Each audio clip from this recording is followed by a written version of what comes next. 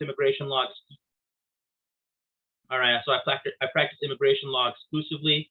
We have let's see, 3 other attorneys, Naman Azhar, actually 4 other attorneys, Uzma Zafarullah, Farah Gopalani, Janelle Creme. So that's 5 attorneys total. We all do immigration exclusively. We handle employment-based, family-based, asylum, deportation, all that good stuff. We're located in Allen, Texas. That's our primary office, and then we have offices in Oklahoma City as well. All right, let's get into it. Okay, so what is the H-1B visa? So the H-1B visa is a specialty occupation visa. So what do I mean when I say specialty occupation? So the regulations define specialty occupation as an occupation that is specialized and complex and requires at least a bachelor's degree. So the position that you're offering or the position that you're taking up has to be a position that requires a bachelor's degree, and that's critical. All right, let's talk about these words, cap subject versus cap exempt. We hear these words a lot, right? What do I mean when I say cap subject? What cap subject means is that it's subject to the annual cap. There's only 85,000 visas that are available per year. 65,000 go to bachelor's, 20,000 go to US masters or above. Okay, so that's a cap subject H-1B, and that has to be filed or registered during the lottery, which we're going to talk about. Then you have 20,000 for US masters and above. So if you have a US MBA, if you have a Master's of Science, if you have a PhD or doctorate degree, then that would qualify under the 20,000 cap. Okay, so that's cap subject. Now we have cap exempt. Well, cap exempt includes everything else. Well, what might that be?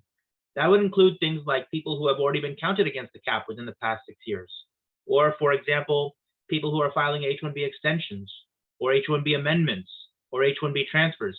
Those people are not subject to the annual cap. Those people are cap exempt, which means that that petition can be filed at any point in time during the year. There's no limitation or there's no time duration when that petition can be filed. That is cap exempt, okay? It's very important to understand that distinction. Let's move on. A number of visas. So I just mentioned this. 65,000 per year for the bachelor's cap, 20,000 for the master's cap, 85,000 cumulatively. All right, what are the employer requirements? Okay, now I get this question a lot. What kind of employer should be sponsoring me? What should the employer, or what is USCIS looking for in the employer? Well, the first thing that USCIS is looking for is that this is a company that can offer specialty occupation work. So for example, if it's a company that does, I don't know, landscaping, would USCIS approve a full-time IT consultant or computer systems analyst or software developer for a landscaping company? Probably not.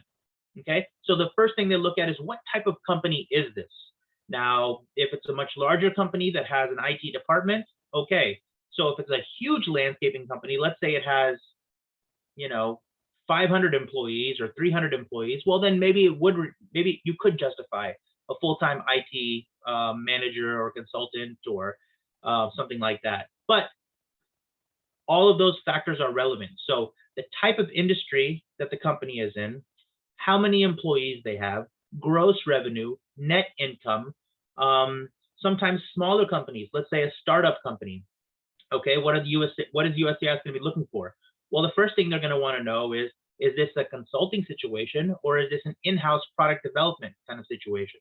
Well, if it's in-house, then USCIS is going to be looking at the lease agreement, floor plan, pictures of the office, workstations, website, marketing material.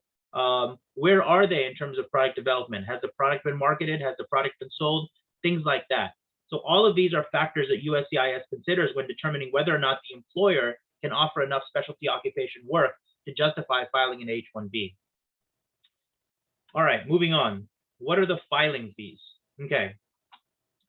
So the filing fees, let's talk about first the base filing fees, the required filing fees. That's going to be $460. That's called the I-129 fee. $500 is the fraud protection and prevention fee. And then you have another fee called the USCIS training fee. Now that fee depends on whether or not the company has 25 or less W-2 employees or 26 or more W-2 employees. Let's say, for example, it's a smaller company with 25 or less W-2 employees. Well, then the filing fee is $750.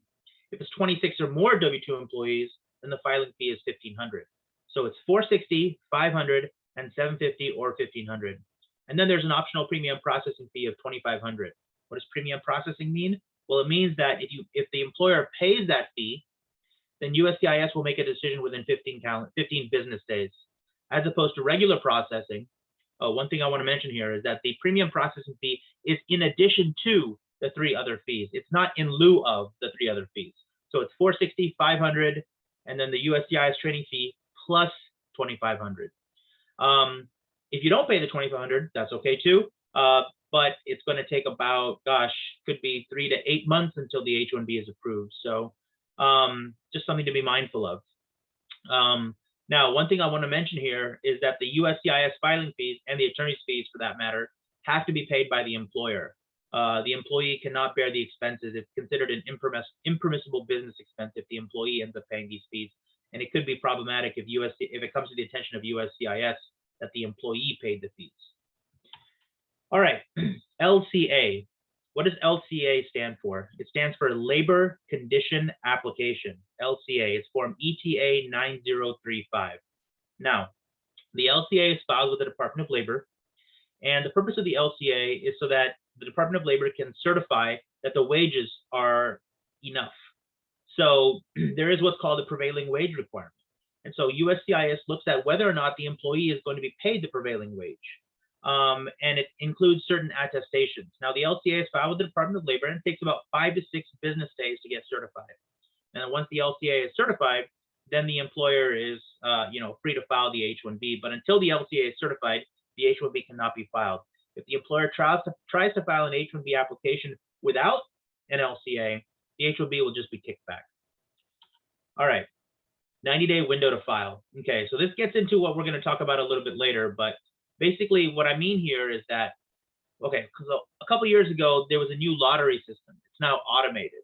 So the lottery system means that if you're selected in the lottery, then you have a 90-day, your employer has a 90-day window to file the H1B. The first H1B lottery will start, or the 90-day window will begin April 1st to June 30th.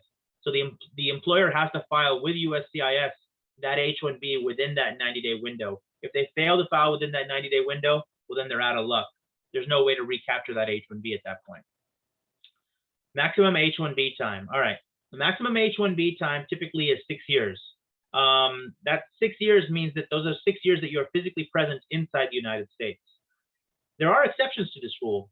So, for example, if, let's say, for example, you spend some time outside the United States, you can do what's called recapture. So you recapture the time that you spent outside the United States, and you can use that for the purposes of filing an H1B extension beyond the 6-year period. There are other exceptions as well.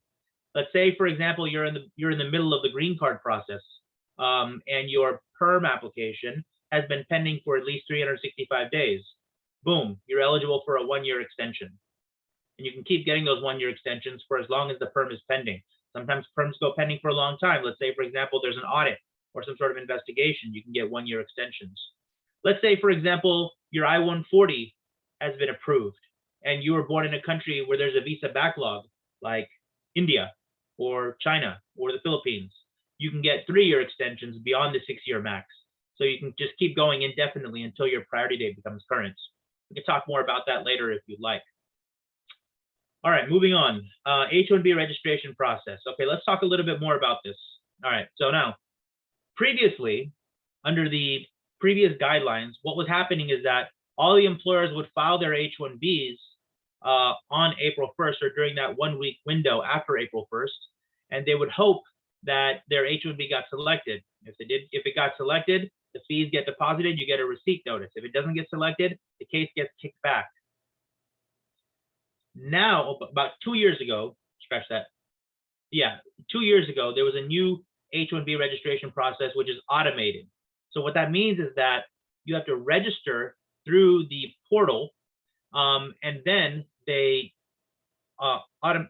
conduct a lottery, which is completely arbitrary. Well, to some extent, it's arbitrary. It's arbitrary in the sense that you can't really improve your chances unless you have a U.S. master's degree or above. And so then the results of the lottery are emailed to the employer and the attorney. And so if you're selected, that's fantastic. You get a little PDF that says, one-page PDF that says you've been selected, and then you have a 90-day window to file. Okay. So when do you start? When does the H-1B cap season go? So it's really just started actually. It started maybe, I don't know, 2-3 weeks ago. That's when employers start contacting their attorneys, or employers, if they're not represented by an attorney, will start, creating their USCIS account so that on March 1st they can register their employees. Online registration process, we talked about this, is through the USCIS website now. So the employer has to create an account through the USCIS website in order to register. Whether they're represented by an attorney or not, the employer still has to create that account. All right, the registration window. It used to be about, it used to be 25 days. Then last year it went down to 21 days. This year now it's down to 18 days. So it's March 1st to March 18th this year. That's the registration window. Any registration that takes place between March 1st and March 18th will be accepted. If it's registered on March 2nd, or if it's registered on March 17th, it makes no difference with respect to whether or not you're going to be selected in the H-1B. All right, number of registrants for the same person. Okay, now this question I get quite a bit. Can my employer register me multiple times? Absolutely not. If that happens, USCIS will kick out every single registration for you from that employer. I've seen situations in which an employer, where an attorney will register one person, and then the employer will register that same person, and they both get kicked out, and they're out of luck. So it's really important that only one employer can register for one person. However, multiple employers can register for the same person. So let's say TCS wants to register you, and Tech Mahindra wants to register you, and Infosys wants to register you. That's okay, because those are 3 separate employers. Okay, that's permissible. What is not permissible is if TechM files 5 registrations for you, all 5 will be kicked out. Okay, so something to be mindful of. All right, U.S. master's degree, we talked about that. Lottery results. Okay, so I said that the lottery was going to be, that the registration was happening between March 1st and March 18th. The lottery itself will be published. The results of that lottery will be published between March 19th and probably, I want to say, probably March 26th-ish.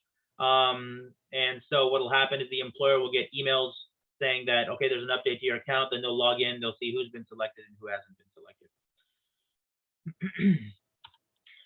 All right, we talked about this, 65,000 to bachelor's, 20,000 to master's. Oh, premium processing, we talked about that as well. All right, H1B visa, what to avoid?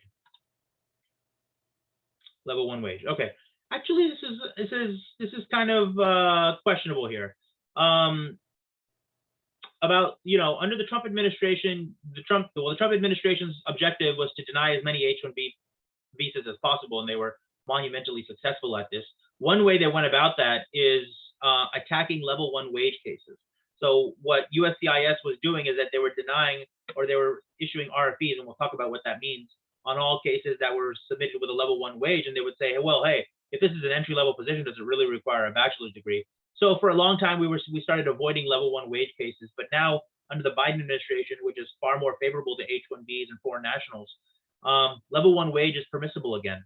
So if you want to file for as a level 1 wage, actually, you know what? Let me just back up a little bit and tell you what I mean when I say level 1 wage.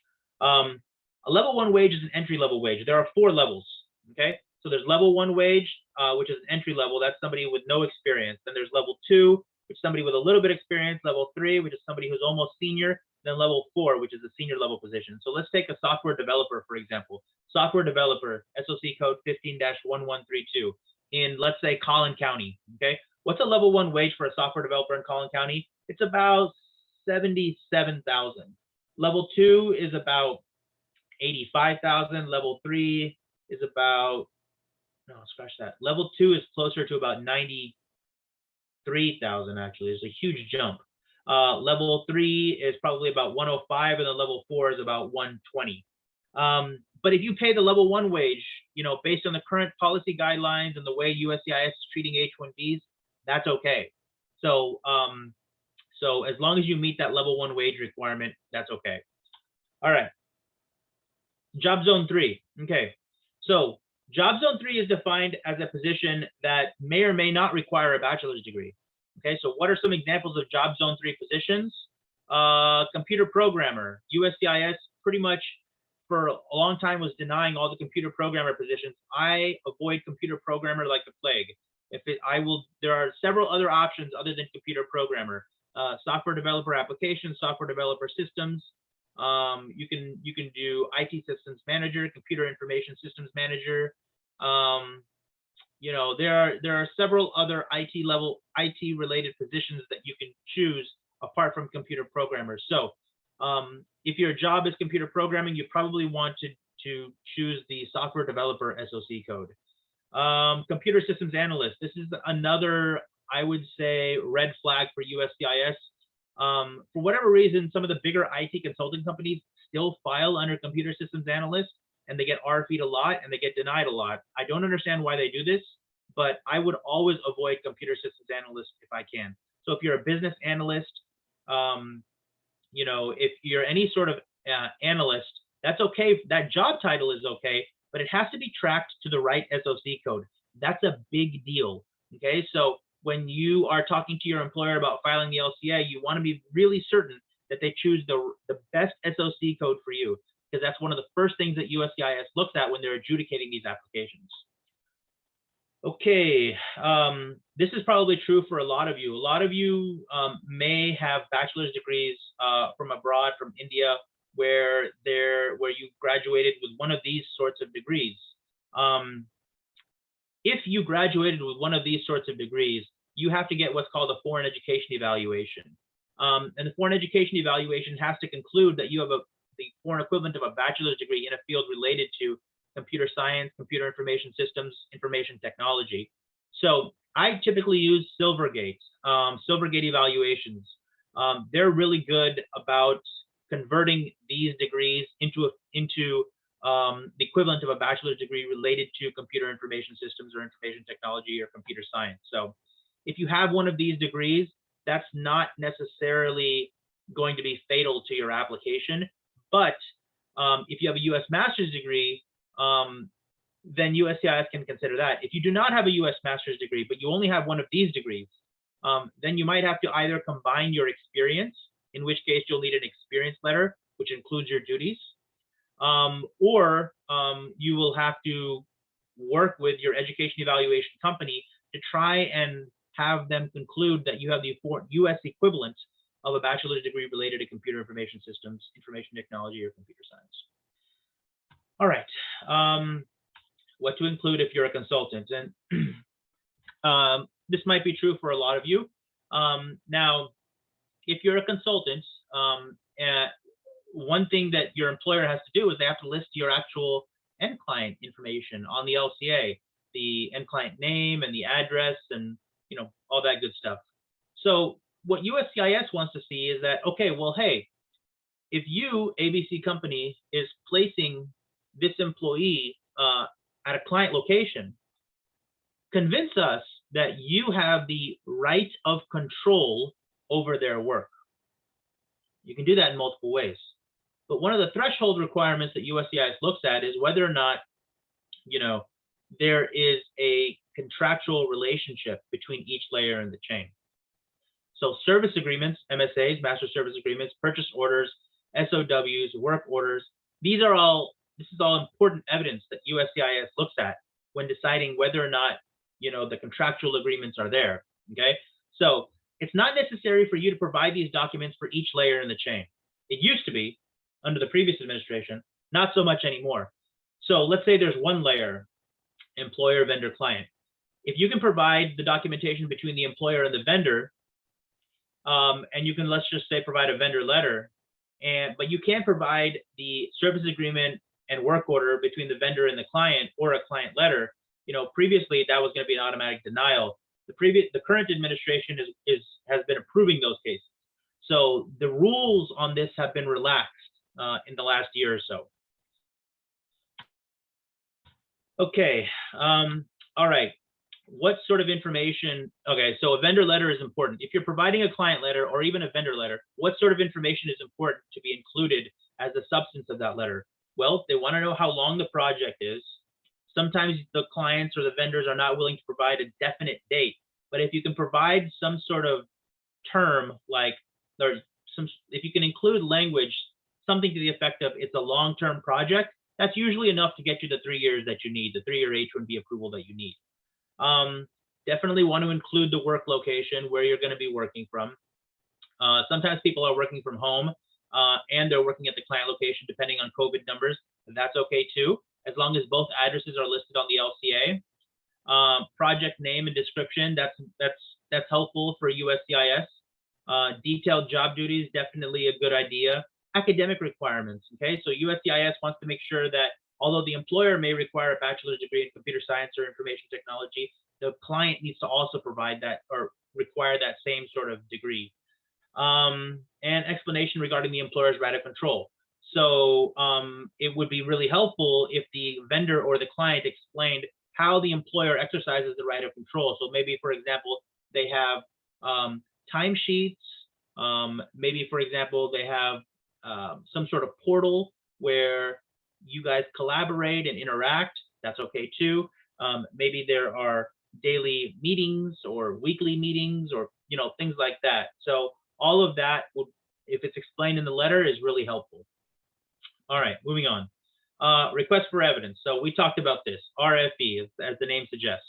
All right, what is an RFE? So if an RFE it's not necessarily going to mean that your case will definitely be denied. Most RFEs are ultimately successful. But what an RFE is that if USCIS believes that there's some sort of deficiency in the application, if there's something that they have questions about, they will issue an RFE, request for evidence, which is a written document that explains what USCIS's concerns are. And so the RFE normally affords the employer 87 days to respond, and currently USCIS has extended that for an additional 60 days. So the employer has to respond to the RFE within that time period, and then USCIS, once they receive the response, a new clock will start.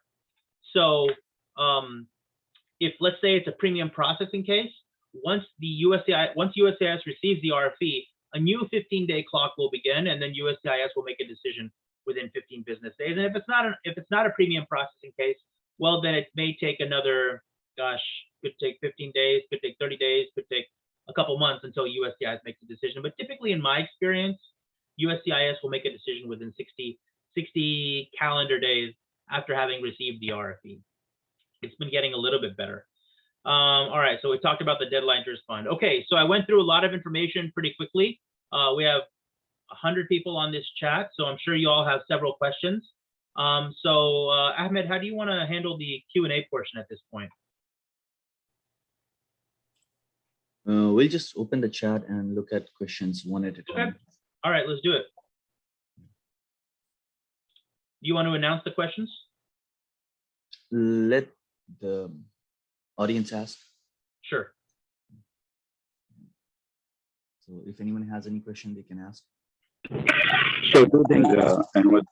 Yeah. One thing is we open the chat for everybody, number one.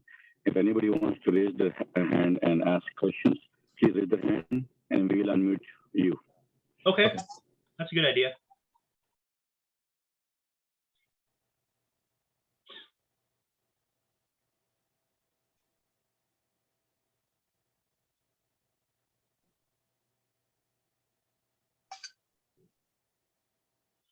All right, so Umzad asks, so for a computer programmer, we should choose SOC for software developer. Can you please be a little clear about that thing? Okay, so yes, that's sort of my default. If your job title is computer programmer, or let's say Java developer, or something in big data, or something like that, or even project manager, you generally want to go with software developer. That's a really successful SOC code, 15-1132. So that's always a good one to have. Of course, your academic background should track to that SOC code. But yes, you generally want to avoid the computer programmer SOC code. You want to go with software developer. 15-1132. How soon can we change employer after the H1B approval? Okay, great question. All right, now, so let me nuance this question just a little bit, okay? Because the H1B, let's say it's a premium processing case. Let's say you're on OPT, okay? And you get a cap gap extension through September 30th. Let's say the H1B gets approved before October 1st, so before the H1B start date, okay? But let's just say you don't want to work for that employer. Let's just say you've decided you want to work for some other employer. The way you would go about doing that is, and you want to file that H1B petition before October 1st, so you never have to work for that employer who got the H1B approved for you. The employer that you want to work for needs the I-797 H1B approval notice.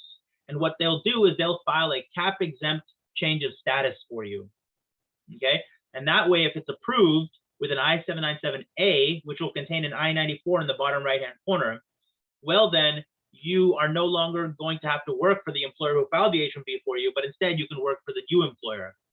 So how soon can we change employers after the H1B approval? The answer is right away.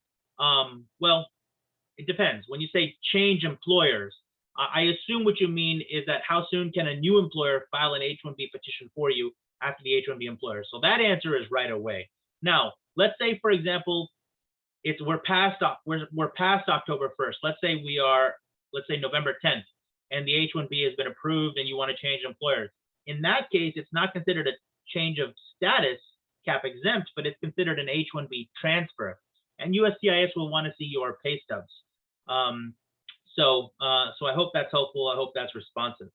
All right, let's move on. Is it mandatory to have an employer for an H1B? Definitely. That's the deal breaker, Ahmed. You can't file an H1B without an employer. You cannot self-petition on an H1B. The employer is a must. All right. Okay. Ashfaq says, I have 8+ years of experience in IT inside the UAE, but I don't have a computer-related degree. I have a master's in commerce. Will that work for the application? Okay, Ashfaq, now, what you're going to need to do is you're going to need to get a foreign education evaluation. Remember when I talked about Silvergate? And Silvergate's not the only company that does foreign education evaluations. There are other companies too. You can look at Morningside, you can look at World Education Services, Trustsport. There are several companies that do education evaluation. But for someone like you, who doesn't have a formal education in IT, but they have experience in IT, the education evaluation is critical. Now, what I want to tell you, Ashfaq, is that you have to get experience letters that include duties. And a lot of times this can be difficult because employers, I find, in India are, if you're from India, are very hesitant and apprehensive about including duties. It can be very frustrating. But you need to include the duties in your experience letters because USCIS will want to see what work you completed as part of your experience. So just because you don't have a formal education, just to recap this, doesn't mean that you can't apply for an H1B. You can still do that, but you have to combine your formal education with your experience, and then you get a foreign education evaluation that includes your experience. That concludes that you have the foreign equivalent of a bachelor's degree in computer information systems or some sort of other IT related field. And in that case, it's okay. You can still apply for an H1B. All right, how to find an employer related to our field. Yeah, unfortunately, Adnan, that's not something I can really help with as an attorney. We only assist the employer once they've already identified the employee. So that's not really something that I'll be able to help you with, unfortunately. All right. Okay, I didn't quite understand, Shamjaz. I didn't understand what you were saying. What about for the teachers? Okay, Rizwan. All right, so teachers are eligible for H1Bs. Those are usually slam dunk cases, to be honest, because basically all teachers, not all teachers, if you're a Montessori instructor, it becomes a little bit more difficult. So you have to show that the other teachers in the Montessori all have bachelor's degrees.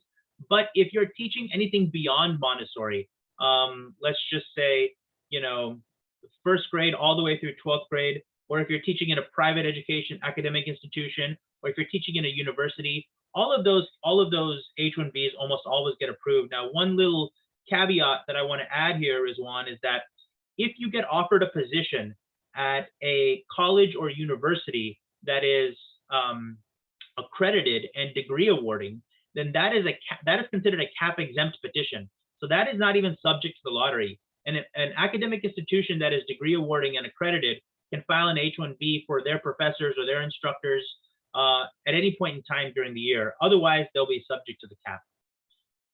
All right. Will we be able to gather the copies of the slides on our email? It's a lot to gather just from listening. Okay, yeah, Ahmed has a digital or a soft copy of the slides. So Ahmed, if you don't mind sharing it to your group. Is there any way any employer can get an advantage over others in the H1B lottery? Sometimes I see one specific company getting almost all their employees picked up every year. So not really, no. There's no way for an employer to gain an advantage in the H1B lottery unless they're filing H1Bs for only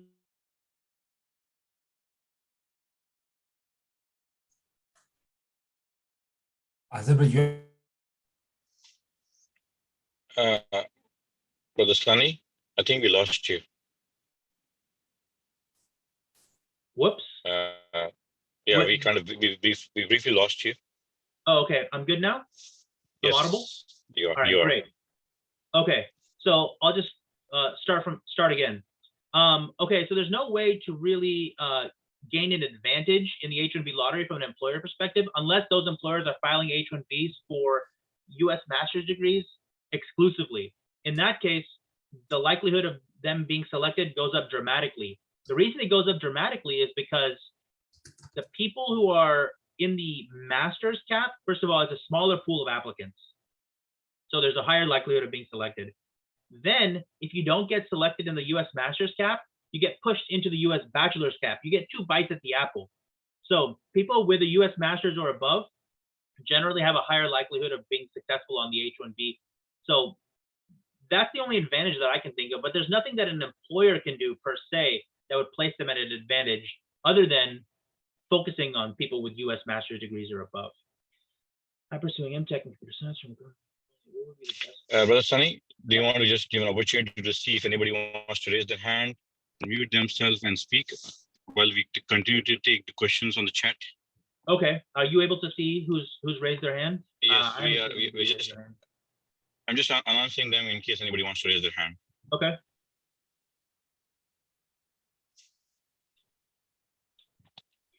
If anybody wants to raise their hand and ask the question on the call. Okay, I see Abrar raising his hand. I'm going to unmute you, Abrar. Go ahead.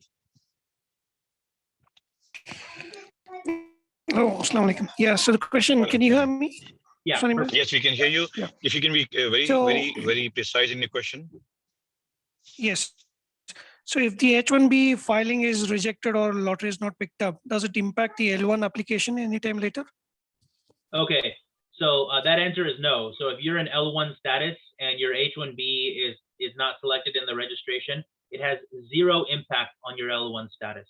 And your L1 employer will never know that your other employer, I mean, just assuming that another employer filed your H1B, they'll never know that this other employer registered you in the lottery. But yeah, like I said, if you're selected or if you're not selected in the registration process, it has 0 impact on your L1. All right. We have next one, Amir Malik. Can you please go ahead and unmute yourself and ask the question? thank you. So my question is, my H1B started on January 10th, 2021, and interview haven't happened because of the COVID situation. And my H1B is expired will be expired on 13/9/2024.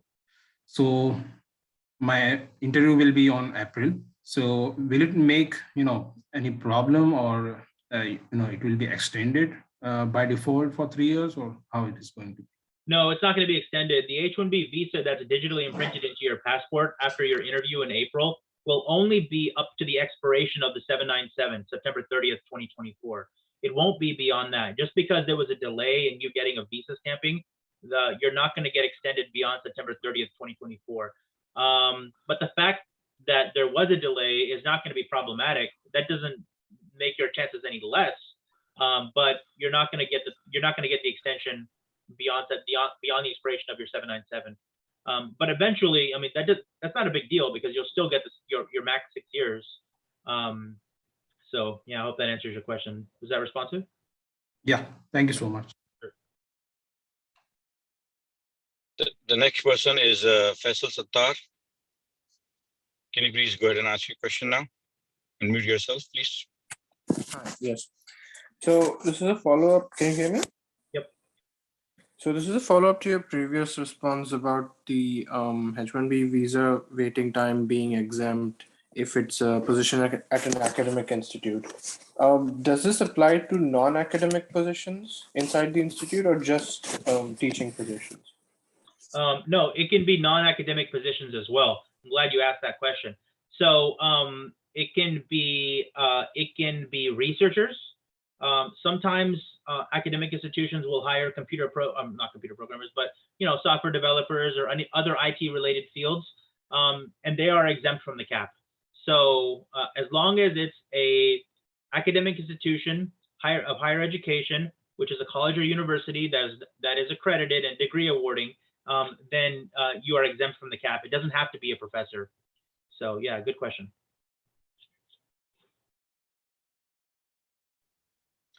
All right, next one in the queue is Abdul Hasib. Do you want to unmute yourself and ask your question, please?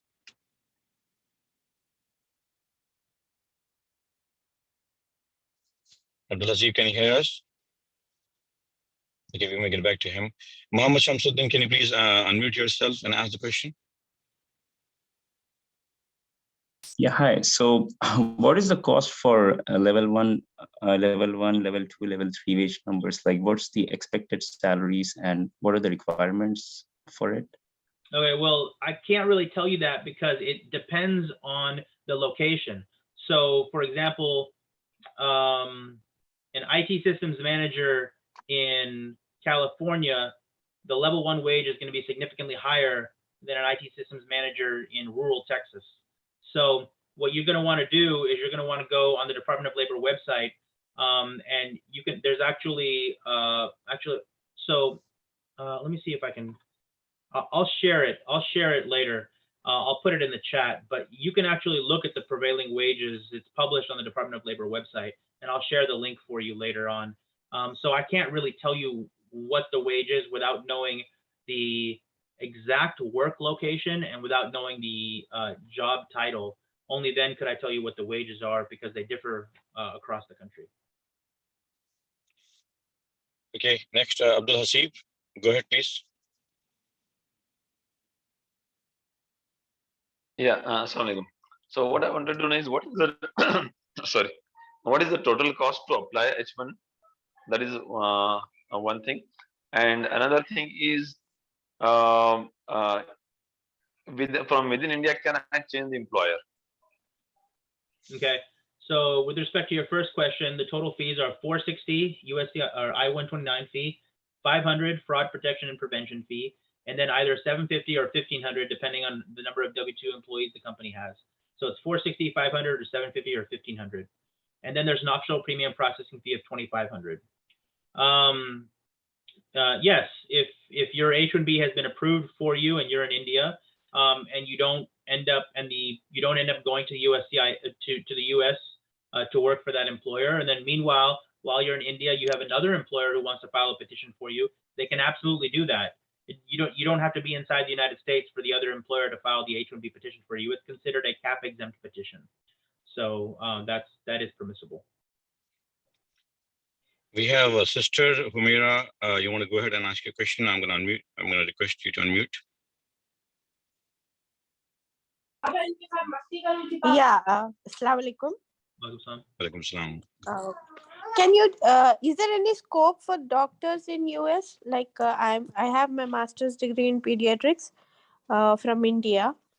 So is there any scope for me to apply? And if yes, what is the procedure? Like how can I proceed?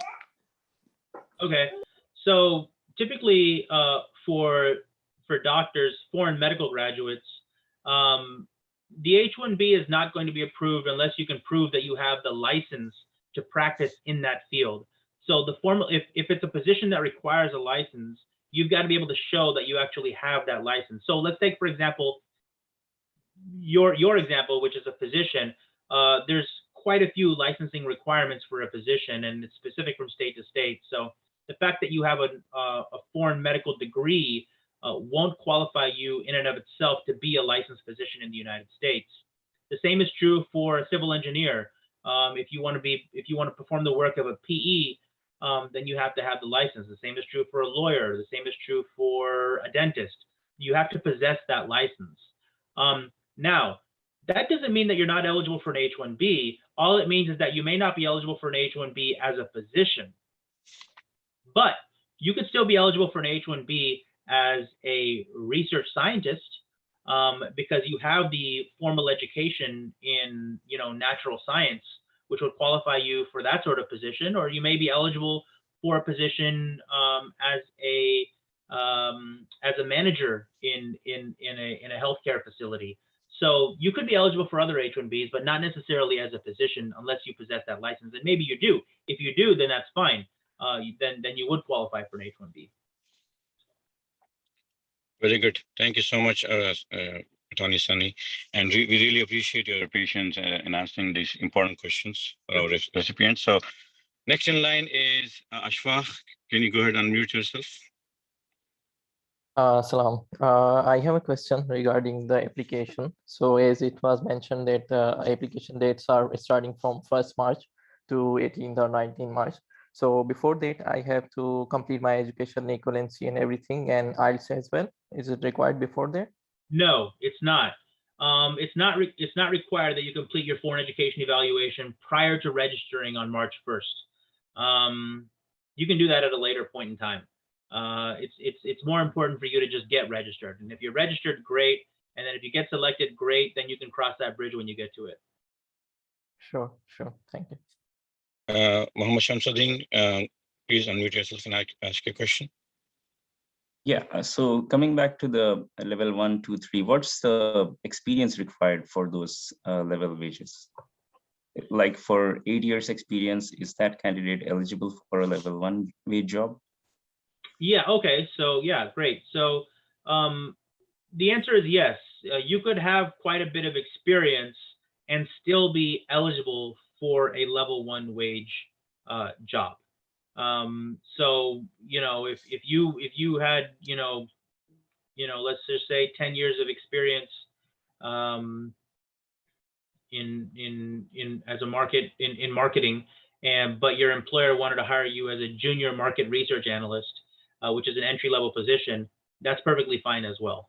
The USCIS is not going to question whether you're overqualified for the job. Any other follow-up questions from you, Shamsuddin?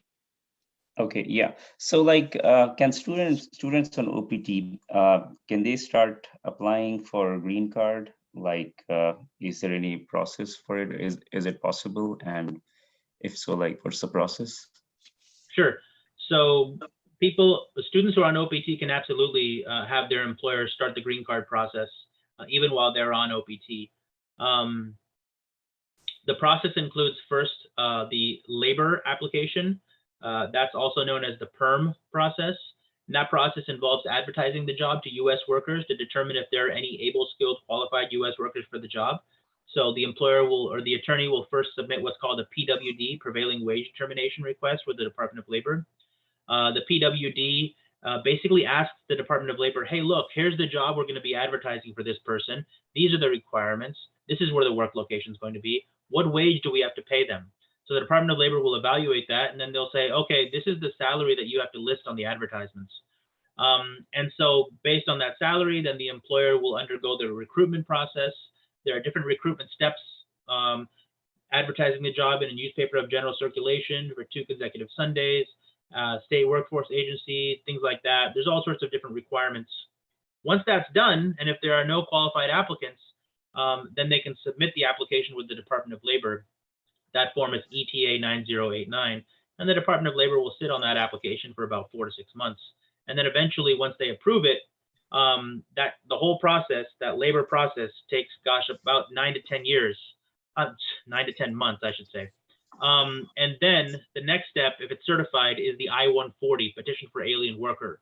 So here, USCIS looks at whether or not the employer has the financial ability to pay the salary. So they're going to be looking at the employer's tax returns and whether or not the net income can justify the salary. And they'll also be looking at other factors, like if they're already employed by the employer, they'll be looking at the W-2s and pay stubs and things like that. They may also consider bank statements and other secondary evidence. And then they'll also be looking at the employee's academic documents, transcripts, diplomas, degrees, experience letters. And if they're satisfied, then they'll approve the I-140. Now, if you were born in India, then you're having to wait, 5, 10, 15 years until your priority date becomes current. Unless you were married to somebody who was not born in India, then you can take advantage of a rule called cross-chargeability, which allows you to use your spouse's country of birth for the purposes of applying for permanent residency. So that's sort of the high-level process of applying for permanent residency through your employer to the EB2 or EB3 process. Great. Very good. So for I-140, right? So does the candidate have to, does the OPT student have to be on H1B by the I-140 process, or like, is there a specific timeline for it, or? No, you could be on OPT and your employer could undergo the labor process and the I-140. It's not required that you be an H1B in order for the I-140 to be filed. Okay, even I-485 after that, or just That's right. I-140? If you were eligible to file the 485, you just have to prove that you're maintaining non-immigrant status. You don't have to prove that you're in H1B status, but only that you're maintaining non-immigrant status at the time that the 485 is filed.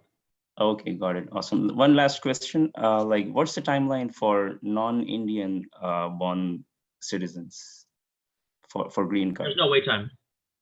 There's no wait time. Okay. Yeah, so as soon as the I-140 is approved, boom, you can file the 485 for people who are not born in India. Okay, great. Thank you so much. Appreciate it.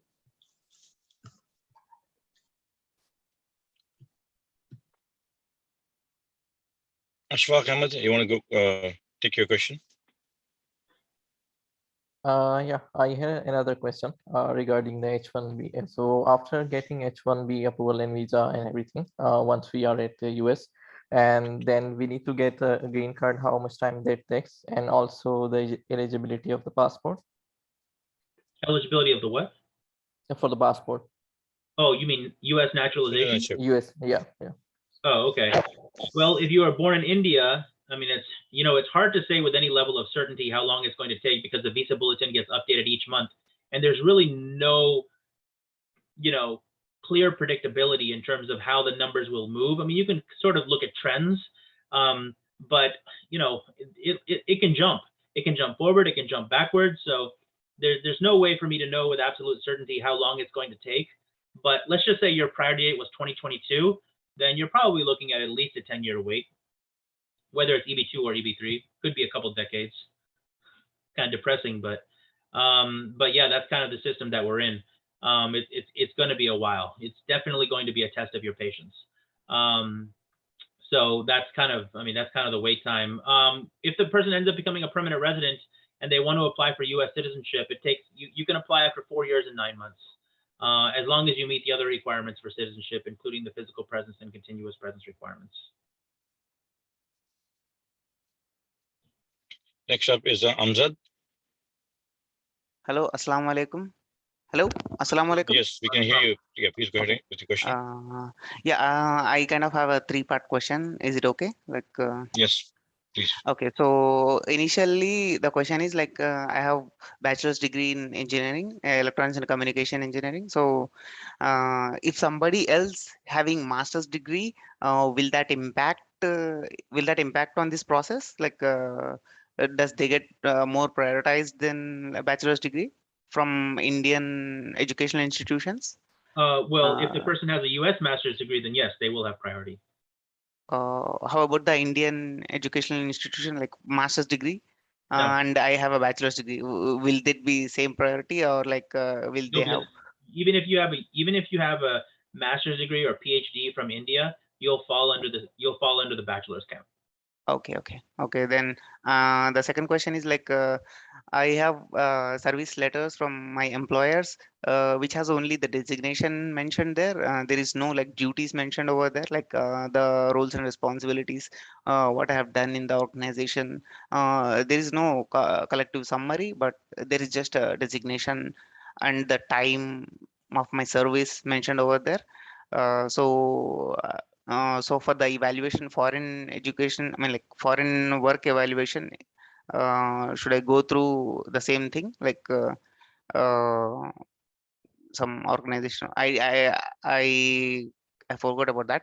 So how is this going to play? Like I have these experience letters, and I don't have a degree in computer science engineering. So how is Yeah. this going to work? That's going to be tricky for you. You're going to have to provide secondary evidence of your experience. So if you have letters from colleagues or managers who worked with you who can write an affidavit confirming what your duties are, USCIS may be able to consider that. If you have a job offer letter that explains what your duties would be, that's additional secondary evidence that USCIS could consider. If you have a promotion letter that lists your duties, again, USCIS can consider that as well. So these are examples of other secondary evidence that USCIS can consider, even if your experience letters or service letters don't include your duties. Yeah, these letters which you have mentioned, I mean like in India, in like in my organizations, even the promotion letters, the things, the offer letter, these have only the designation, only the, I mean like when we apply for the job, they ask for the like the roles and duties, I mean like when we are applying for the job, but that post is from the public domain, like websites and all. That is, I don't know if that is authorized, but these documents doesn't have the duties which you have mentioned. Like even the secondary, what do you say, the secondary evidences. But yeah, colleagues can affidavit, but how like what is the weight carried by the affidavits?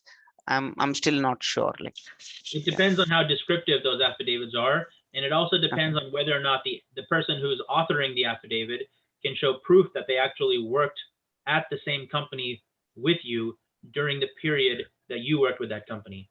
So if they can show their own experience letters to show proof that they actually were your colleague during that time, if maybe they have a business card, things like that would be relevant. Okay.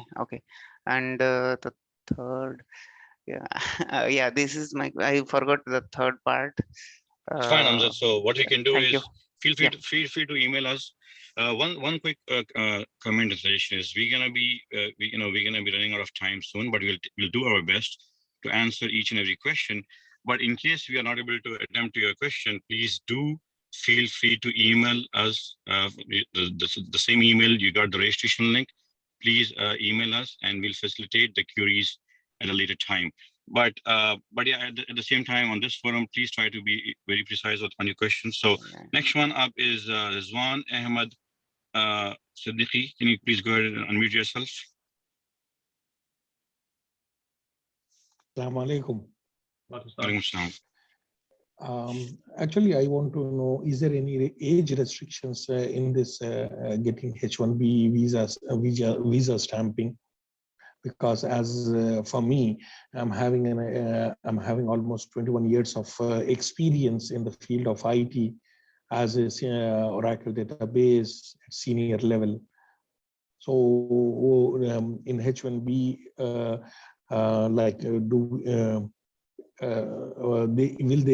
will they do more kind of what do you say, scrutinizing for age limits, age having age, like if my age, if you take is as a 48, so will be there any age bar?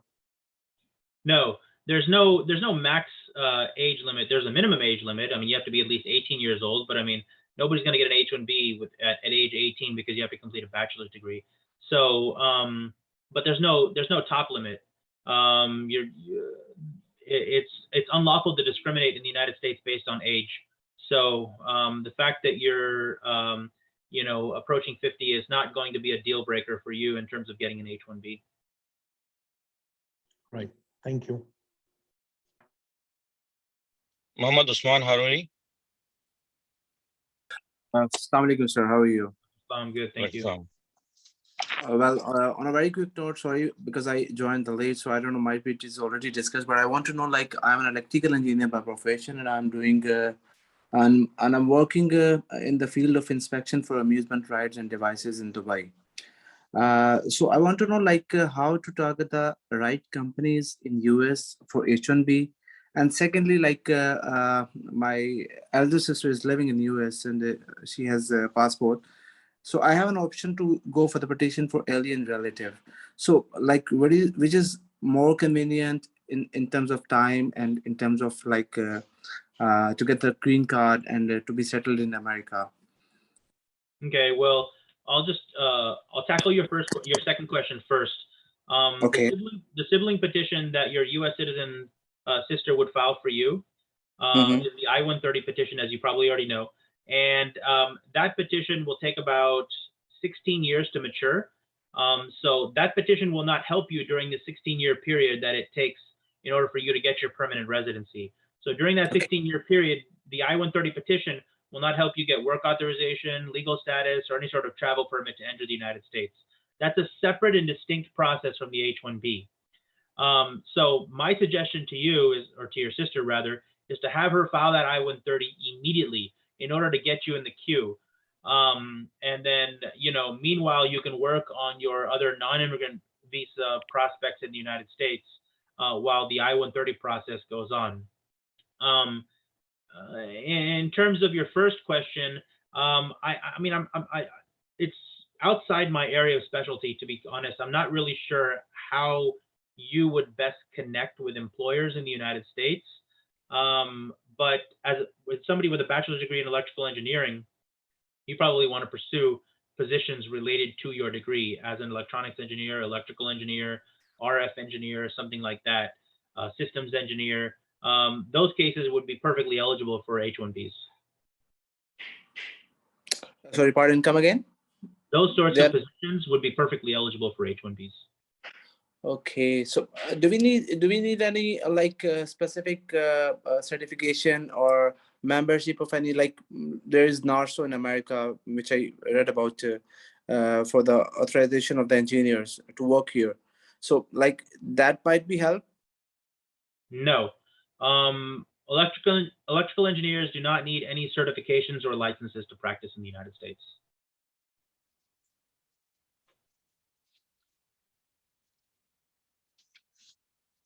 All right. Next one is basically I'm going to give an opportunity to Sister Siyama Siddiqa. Can you please unmute yourself and answer the question? Assalamu alaikum. Actually, I joined with my Wi-Fi cell phone because my phone is having some issue. Sure, So I'm please. Okay. Go ahead. I'm Mohammed Naziruddin. I'm having more than 15 years in Oracle as technical consultant and presently working in Doha, Qatar since 6 years. But my question is that from the academic point of view, I'm from the commerce background, BCom and MCom I have done. But the certification OCP and OCA from the Oracle University I have clear. But academic is the not the IT. So can I eligible for the H1 processing? Yeah, because, you would be. You would be, but you have to get a foreign education evaluation that combines your BCom, your MCom, and your experience to conclude that you have the foreign equivalent of a bachelor's degree in computer information systems. Without that, though, it's going to be a problem unless you get offered a position as an accountant or a financial analyst or a budget analyst. In that case, your formal education would qualify you because you have a BCom and an MCom. But if you want to get a position in an IT-related field, then you have to combine your education and your experience in order to be successful. This is before the process we have to do the equivalent, or we can start the process like for the first March application we have to submit something. You need to do that before filing the H1B with USCIS. It's not required that you complete this process before registering, but you have to complete this process before filing the H1B with USCIS. So assuming you're selected in the registration, then you would undergo this process. Okay, thank you. Sure. named HSA. Can you please unmute yourself and ask the question? Yeah, hi. The question is, if someone has filed for a person for the family immigration status here, and it's going to take around 10 to 15 years, can that person still file for H1B, or will it get rejected because their immigration status has been already filed in the family category? Yeah. So one of the unique properties of the H1B is that it's a dual intent visa, which means that you can have both immigrant intent and non-immigrant intent. So the fact that you are the beneficiary of a family-based immigrant petition has zero negative impact on the H1B. So that's not a problem. Now, if you are applying for a purely non-immigrant visa, let's say, for example, a B2 visitor visa or an F1 student visa, well, then in that case, the family-based petition that was filed for you, that is in the queue, could be a negative factor that USCIS could consider in deciding whether to grant your visit visa or student visa. But that's not true for the H1B. For the H1B, it has zero negative impact on that petition and your stamping. Very good, thank you. Next one up is Altaf Muhammad. I unmuted you. Please go ahead.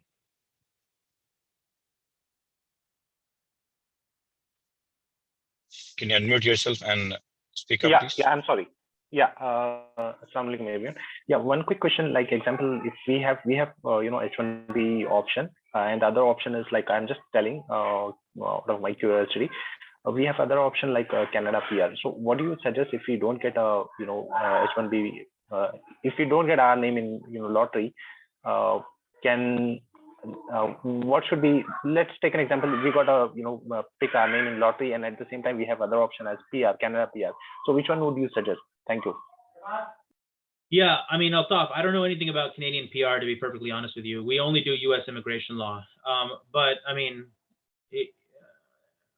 so I couldn't weigh for you the benefits of H1B versus Canadian PR, unfortunately. It's just not something that I'd be qualified to do.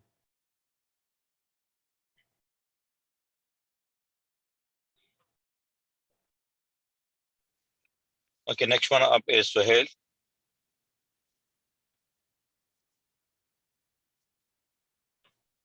So can you unmute yourself? Okay, I see. Yeah, Assalamu alaikum, brother. Go ahead. Audible, sir? This is Fahad. Yes, sir. Okay, go ahead. Assalamu alaikum. Sir, my first question is that I'm pursuing a master's in computer science from a government university in Delhi. And you said about that foreign education evaluation. So will I be having any edge after my master's degree in computer science and then after my foreign education evaluation?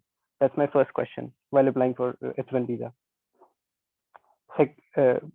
Second question is that I have a relative in US who's having a green card.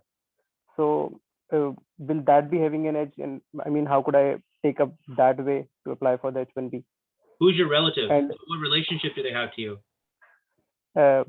Actually, he's a distant relative, not exactly close. He's Himayu Rashid. I don't know. You must be knowing him also. Is he so this relative, I'm assuming, is not your sibling, it's not your parent, it's not your child? No. Okay, so that relative cannot file a petition for you. You cannot have a cousin, an aunt, an uncle, a grandparent, or anything like that file a petition for you. It has to be a spouse, parent, child, or sibling who can file a petition for you. Permanent residents can only file petitions for their spouse and unmarried children. U.S. citizens, on the other hand, can file petitions for their spouse, parent, child, or sibling. So that answers your second question. Regarding your first question, the fact that you have a master's degree from a foreign academic institution will not place you at any sort of advantage in terms of the H1B lottery. It's only a U.S. master's degree or above that will place you at an advantage in the U.S. lottery, H1B lottery. Oh, okay. So my only way to get to US is that I could get a placement from college and then get an employer from there, and then I could get myself moved to US. Yeah, I mean, so you told me that you're pursuing a master's degree in computer science, so I'm assuming that you already have a bachelor's degree. That alone qualifies you to register in the H1B lottery, assuming you have an employer who's willing to register you. Oh, so basically I need an employer first of all. Yeah, that's the threshold requirement. Okay. Thank you. Okay. Sohail, you want to go ahead and ask your question now? Sure. Assalamu alaikum. I am currently in the US on a B1, B2 status, and I would like to take the opportunity to apply for the H1B. My quick question was, as soon as, say, I get selected through the lottery system, does the B1, B2 status that I'm currently in gets invalidated until I can go through the complete process of getting the stamping and proceed with the whole thing, say, come October? Or the B1, B2 status stays as is, irrespective of what the processing status on the H1B is? Thank you. So it depends on what stage you're in. If you're simply selected in the H1B lottery, then your B1, B2 status is undisturbed. Now, if you file an extension of your B2 status, and then meanwhile you get selected in the lottery, and then you file a change of status on your H1B, then that could ultimately impact your B2. But just having been registered in the lottery has no impact on your existing B2 status. Okay, so it means that it has to be processed, then is when the B1, B2 status gets invalidated. Yeah, well, it depends on how the employer filed the H1B petition with USCIS. If they file it as a change of status, well, then if the B2 extension is approved, then the change of status can also be approved. The B2 extension is considered the bridge petition. Okay. However, if the employer decides to file it for consular processing abroad, then it has zero impact on your B2, and eventually you'll have to go for stamping outside the United States. Understood. Thank you. Thank you very much for clarifying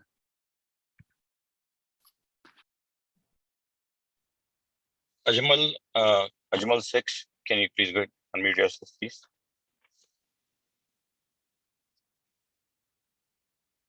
Hello, can you hear me? Yes, go ahead. Yes, so sorry, I have a slightly different, maybe off-topic question. This is related to citizenship. If the mother is a green card holder, can the son be, who's a medical professional, fill out a N648 form for medical waiver for her?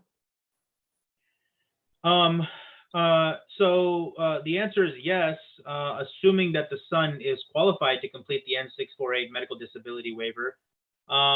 So USCIS will be looking at first, whether the son is qualified. So the son obviously has to be a licensed physician Yes. or a psychologist, and it also depends on what the applicant, the mother's medical disability is. So it can be both a physical or mental impairment. If it's a mental impairment, let's say, for example, they suffer from, I don't know, Alzheimer's, or let's say they suffer from extreme depression, and that prevents them from learning the English language and retaining new facts, then the child who's a physician, a licensed physician, has to be qualified to give that sort of medical opinion. So if, let's just say they're an internist, let's just say they do cardiology or something like that, they wouldn't be qualified to complete the N648. But if they're a psychiatrist, well then yeah, they would be qualified. He's specifically a neurologist to be, Yeah. So is that, do you think that will qualify? It would, yeah. Okay, and then he's a practicing doctor in US with license. Okay. Sounds like he's well qualified then. Okay, so he can, there is no restriction like, it's a family relation, doctor is not supposed to fill out that form, nothing like that, right? There's no legal restriction, but I mean, USCIS may look at it skeptically. But if there's additional documentation to prove whatever neurological condition that the applicant has, if there are medical reports, if she's taking prescription medication, things like that, then all of that would be relevant as well. Okay, it's, I think, related to mostly memory retention. Right. That should be qualifying, right? Because of, learning new things, new language, yes, retaining the questions. It does. And the neurologist can, obviously going through the test, putting the right documentation should be good. That's right. Okay, inshallah. Thank you very much. Imran, go ahead and ask your question. Hi, Assalamu alaikum. Thank you so much for taking the time out for this amazing webinar. My question is, if I apply H1B from two companies and I work for company A and my H1B gets picked up from company B. So how do I make a transition from switching from company A to company B, or is it even legal to do so? Thank you. So it is legal to do so. It's that there's nothing wrong with what you're describing. It's actually quite common. um, Switching to company B will depend on several factors. So if USCIS, if the employer files the H-1B petition for consular processing abroad, then it will have no impact on your employment with company A. You can continue to work for company A, and then you'll have a 797 petition that is approved for consular processing abroad. However, if the employer files it as a change of status, then you'll have to work for company B starting October 1st.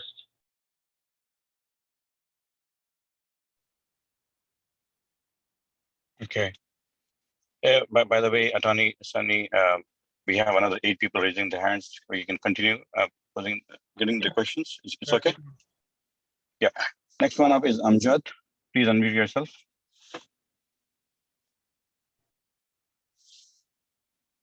Amjad. We cannot hear you.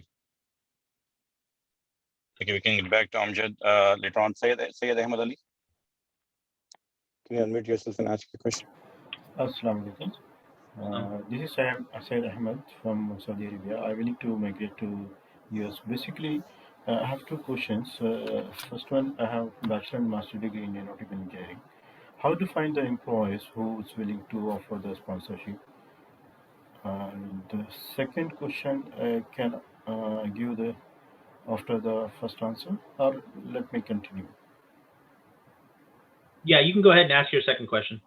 Okay. The second question is that if someone is having B1 or B2 either, can they find a job there? Okay.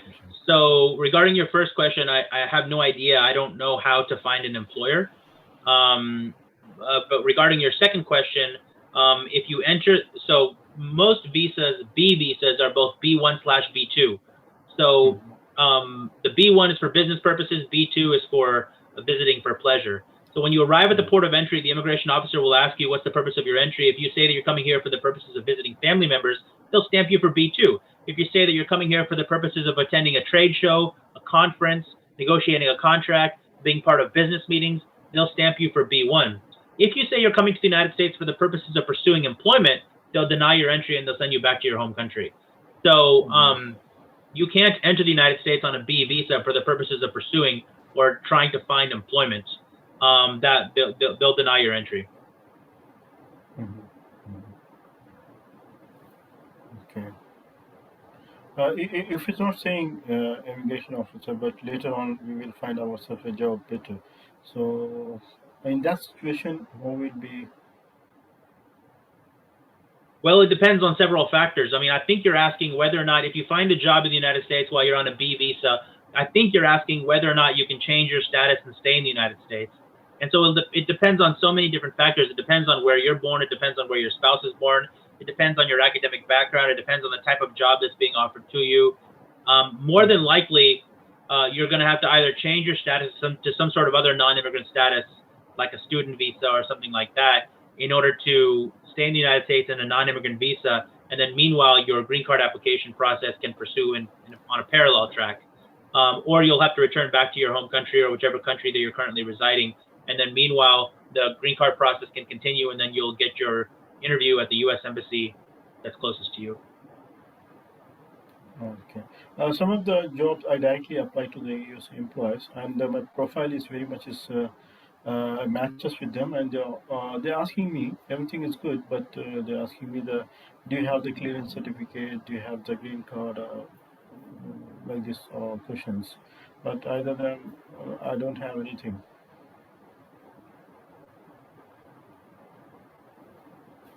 Hello. Yep, I'm here. Yeah. So what's your question? My question is that I'm directly applying to the US employees from here in Saudi Arabia, so they accepted my resume or CV, but they are pretty matching with this requirement also. So they're asking me, do you have the clearance certificate or passport or clearance something? So I thought I don't have nothing. So they will keep quiet like this. They didn't get back to me.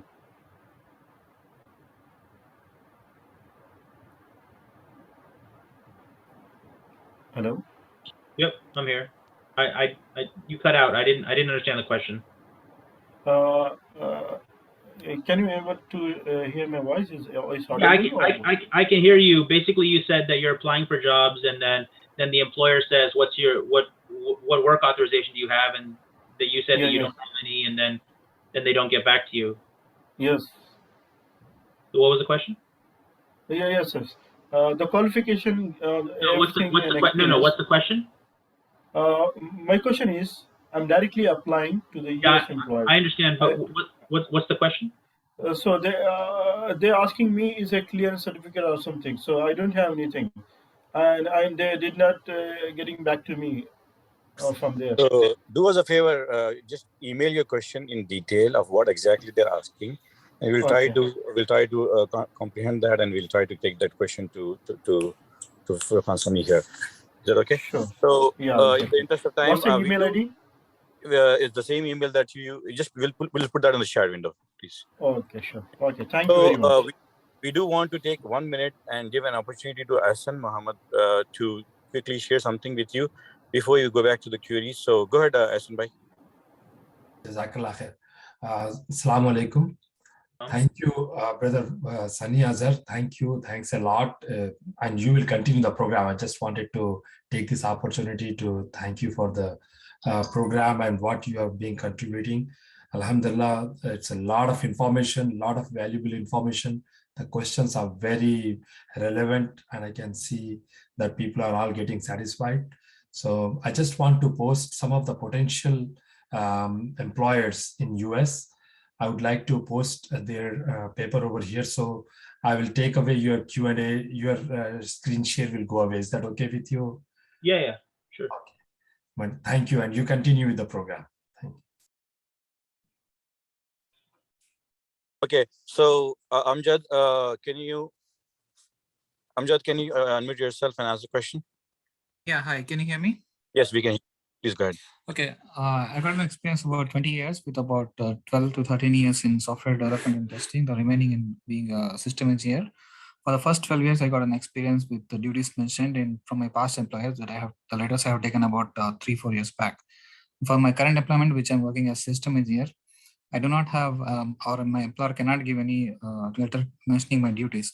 If what kind of relationship may prove that my colleague should have, like if we both of us show that we had the same offer letter and we were working with the same visa from the same company with the same designation, will that my colleague be able to certify my duties if he can show that his visa and my visa and the designation are the same as mine? Okay, Amjad, what's your bachelor's in? Computer science degree, engineering, for 4 years. 4-year degree? Okay. Do you have a degree beyond your bachelor's? No. Okay. You don't need experience letters. I mean, your bachelor's degree is sufficient. I'm assuming you're going to be pursuing a position in the United States related to computer science, right? Yes. Okay, then you don't need experience letters. You have a 4-year bachelor's degree in computer science, so experience letters are irrelevant for you. Okay, good. Thank you. Sure. All right, next one up is Imran Siddiqui. Assalamu alaikum. Assalamu alaikum. Walaikum salam. Yeah, Jazakallah khair, Azhar bhai. This is Imran Siddiqui. Imran Siddiqui. I'm in US right now. I'm a US citizen, and I'm trying to file for my brothers in India. They are in Saudi actually. So I know it takes 10 to 15 years, and I've been listening to you. Mashallah, very good info, and may Allah reward you the best in this world and the hereafter. So how much do you charge if I start applying my brothers for 2 petitions? How much and how long is the process that it takes to get filed if we start next week or the week after? And what kind of a documentation do you need from me or from my brothers so that I can accumulate those information and then pass down to you? Okay, so it takes about 7 or 8 years to get approved. The I-130 petition takes about 7 or 8 years to get approved. And then there's another 7 or 8 year backlog, or 7 or 8 year wait time until the petition matures. The total wait time is about 16 years right now for Indian nationals, people who are born in India. So the process includes filing an I-130, and then eventually it gets approved. And then eventually, once the petition matures, the NVC will contact you to proceed with visa processing.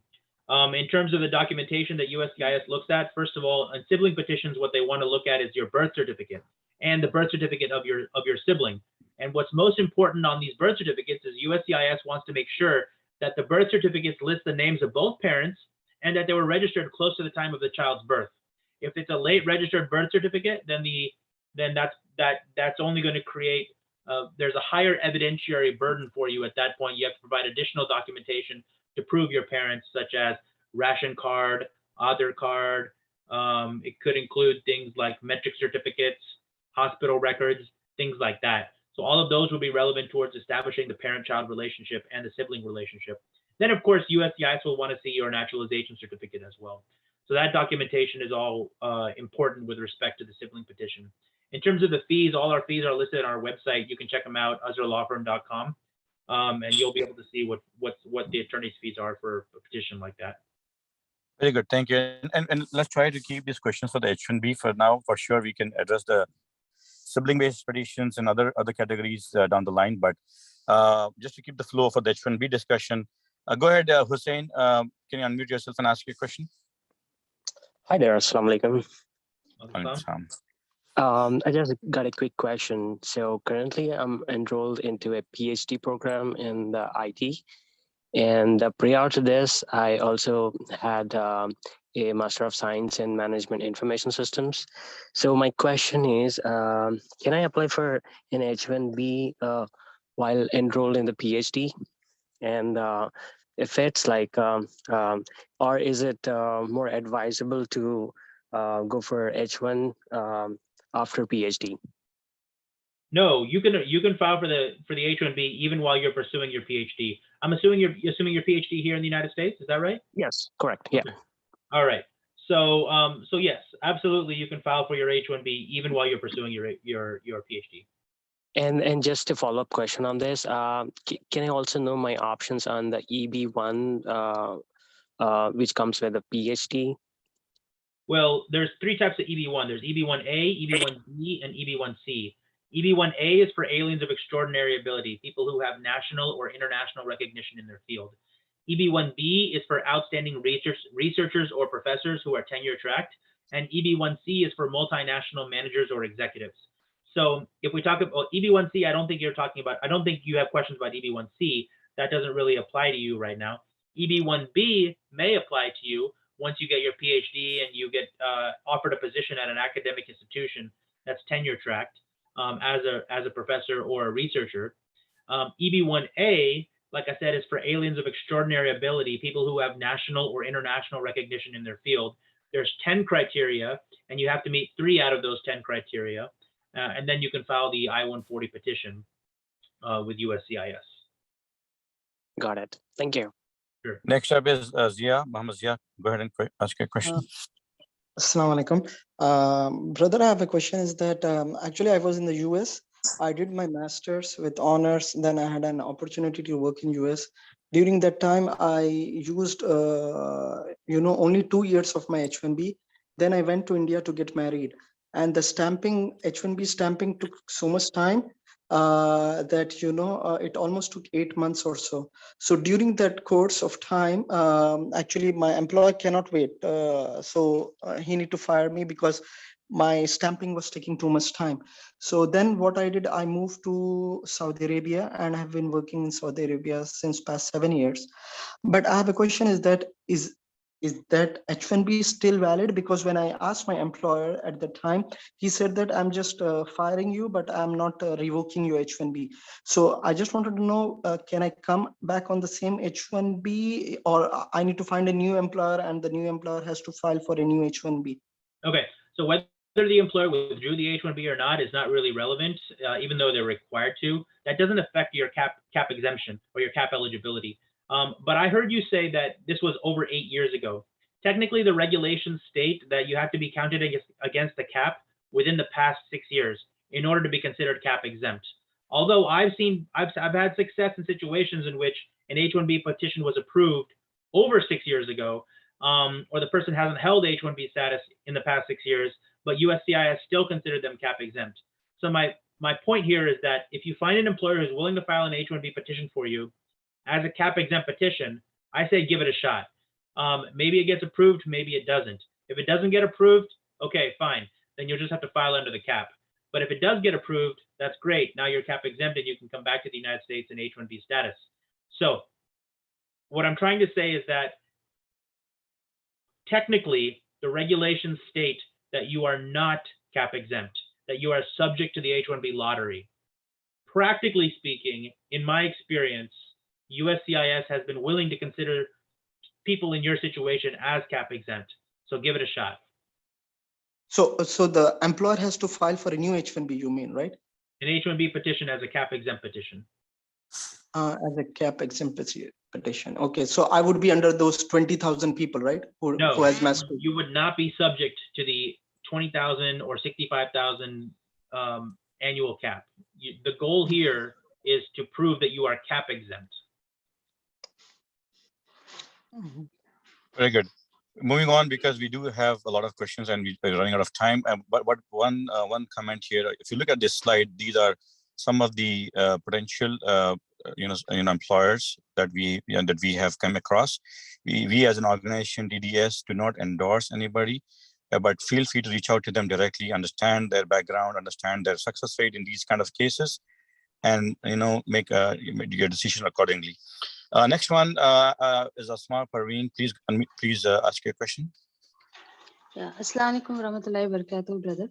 My question is, I've been working. I worked as an admin, HR, crewing, and in accounts for more than 8+ years. But since 2018, I am not working. I have a baby to take care of her, and I'm at home. So will this affect the application? Will this have a negative impact on the application? No, the fact that you haven't been working, you don't have any recent work experience, is not a negative factor. As long as you meet the requirements for an H1B, whether it's the academic requirements or the academic plus experience requirements. But recent work experience is not a requirement. Okay, good. So we do have 4 more people raising hands. Is it okay we continue? Tony? Let's just knock out these 4 and then. Okay, perfect. As I mentioned again earlier, please, if we have missed out on your question, please do email us, and we'll definitely work with Attorney Furqan Hassani and try to get your answers back over a later time. But right now, go ahead, Mohammed, ask your question. Yeah, Assalamu alaikum, brothers, and thank you for giving me this opportunity on this test. So I have a quick question regarding I'm on STEM OPT. So as we can see that we can work for multiple employers being on STEM OPT. So I just have a quick question. If I file an H1B and got picked up from one of the firm, and what will be the and finally I got picked up and I have selected. So what will be the time span to start the process? And intentionally will I be carry forward that H1B pick up in the next fiscal year, or why? Because my intention is to be on STEM OPT and work for multiple employers. Okay. Once the H1B is registered, is selected in the lottery, there's a 90-day window to file the H1B that starts from April 1st and it goes until June 30th.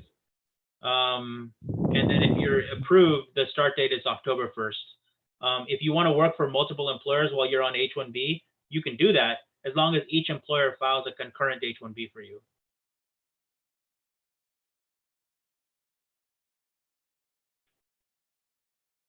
Ubaid. Next one is Sayyid Ubaid. Please go ahead. Assalamu alaikum. Sir, my question is it possible to transfer if I'm traveling to USA on B1, B2 visa, and staying there for around 3 to 4 months, is it possible to transfer my status from B1, B2 to F1? It's possible. but it's not going to be approved in 3 to 4 months.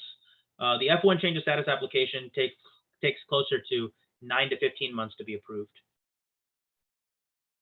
But if you're asking whether it's possible to do a change of status from within the United States, in some cases, yes, it is possible. Okay, sir. Thank you very much. Sure. Very good.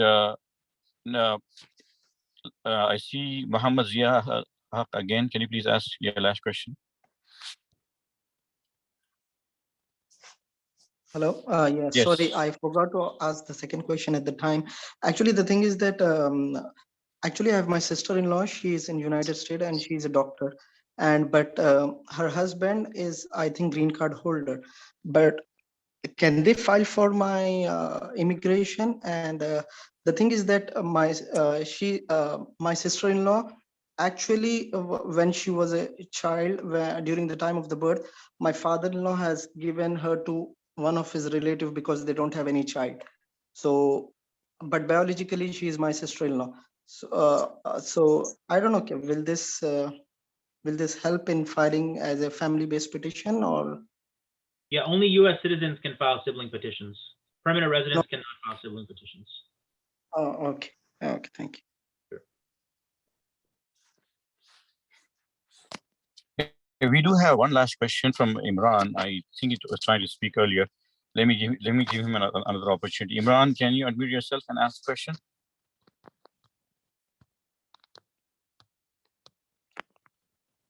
Okay, let's try one last time. Imran, you had your hand raised earlier, but I see you lowered your hand. So can you unmute yourself and ask your question, please? Assalamu alaikum. Yeah, this is Imran. I had similar question to a brother who recently asked about him going back to India, and then he was an H1B, and then he wanted to come back to US. Will that H1B that was already on, will that be still applicable? I got that part, and I'm clear on that. Jazakallah khair for that clarification. But to extend that, it's for my brother, and he's actually in UAE, and if he's coming on H1B, and I've already applied his immigration, it's in process right now. So will that impact his H1B? How can he transfer his H1B if he comes back on it here to the immigration process? What's the process for that? No, the petition that you filed for your brother will have no negative impact on his H1B, because the H1B is a dual intent visa. He can stay in the United States in H1B status, and then hopefully, the petition, the dates become current for him to be eligible to file his I-485 green card application while he's inside the United States. And then he can stay in the United States for as long as that 485 is pending. Okay, does he have to, after 6 years, does he have to still extend his H1B, or you can just transfer it on an immigration? No, the petition that you filed for him will not allow him to extend his H1B status. So if after 6 years, the date for your petition is still not current, then he'll need to extend his H1B or change his status or leave the United States. All right, got it. Jazakallah khair. All right, I think we had a lot of good questions that we were able to answer. I mean, we do have a few questions on the chat. I believe the same people got an opportunity to ask the questions while raising their hands. Anybody who missed your question, we will just give you one opportunity here to raise your hand and ask.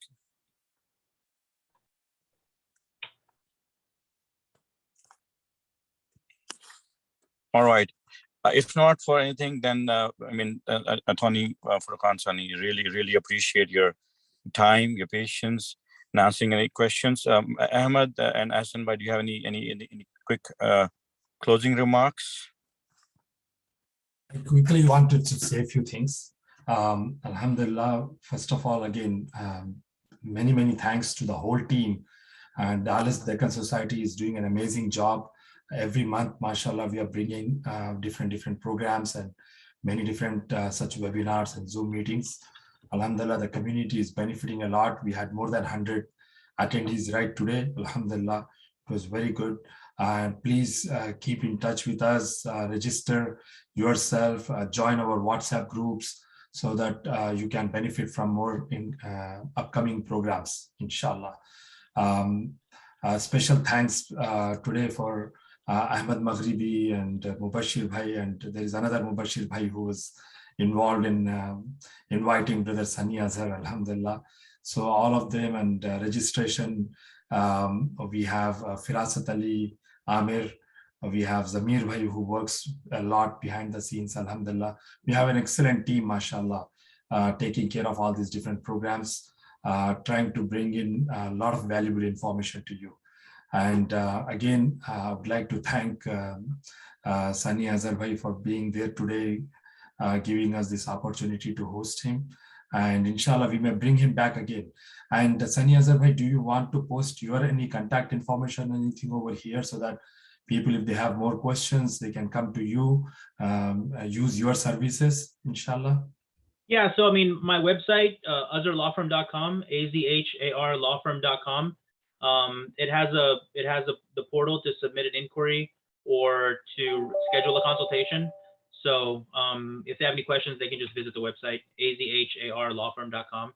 And yeah, I'll be happy if you guys ever want to invite me back. I'll be happy to come back, and you know, we can extend this conversation and talk about other things, or talk about the same thing if there's enough interest.